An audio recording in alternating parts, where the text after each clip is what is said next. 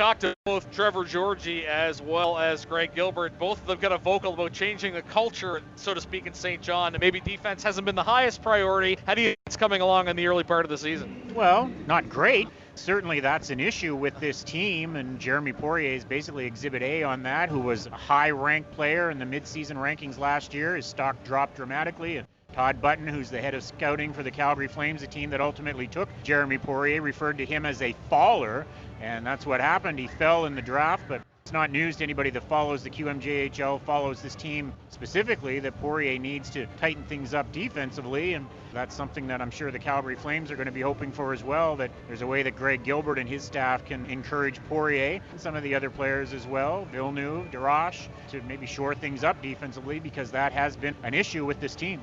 Joshua, first pick in the Q draft, and wasn't spectacular the first half of last season, but seemed to really pick it up in the second half. Strong start to this season as well. What do you make of him? Well, no question. This is the 8th game of the season for St. John, and he scored in 6 of the 8 games, as he's got a goal here this afternoon, which was a pretty easy one after a good play by Cale McCollum, who is one of those stay-at-home defensemen who stepped up confidently to keep that puck in at the blue line. Certainly when you are the first overall draft pick, expectations are high, and I think we're starting to see now that he's gaining confidence and maturity, physical maturity as well, that he's definitely going to be a good player in this league and have a good career in hockey. Obviously, your first chance to see the Eagles this season. You've seen it a little bit over the last couple of years. Who's been catching your eye through the first 4 periods for Cape Breton? Well, there's no question that those 20-year-old players on this team are outstanding in Element and LaRose and Baker, and that's a big contrast with St. John. The 20-year-olds for the Sea Dogs, you've only seen one this weekend. That's Liam Leonard, who was never known as a prolific goal scorer in this league. One of the other 20-year-olds is Vladislav Kotkov, who's in Russia, obviously with COVID-19 protocols and guidelines. And the third 20-year-old is their goaltender, Creed Jones, who, surprising to some, is not getting the start here this afternoon after Noah Patno played last night. That's an issue. And obviously, you only get 3 20-year-olds in this league. They should be critical, key components of your squad, and they are for the Eagles. They certainly aren't for St. John, and I don't know, you're going to have to look at things from a Creed Jones perspective. You can't have a 20-year-old goaltender as your backup. That's just nonsensical, so they're either going to have to get him playing more and give him the chance to mentor Patno, or if they think Patno's the number 1 goaltender, move Jones out and bring in a backup who's not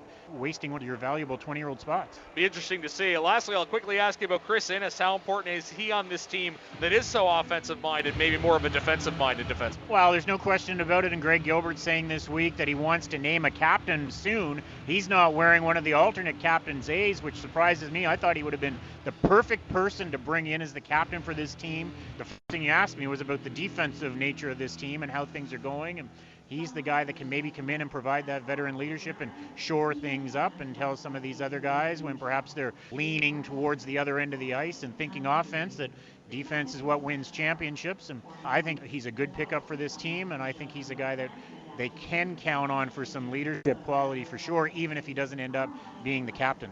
Well, we look forward to seeing him play out the rest of the year. Great insight, Aaron. Thanks for this. Good luck calling the rest of the game. Anytime, Pat. You too. That's Aaron Kennedy joining us at the intermission. You're listening to McDonald Auto Hub, Cape Breton Eagles Hub, 1270 CJCB.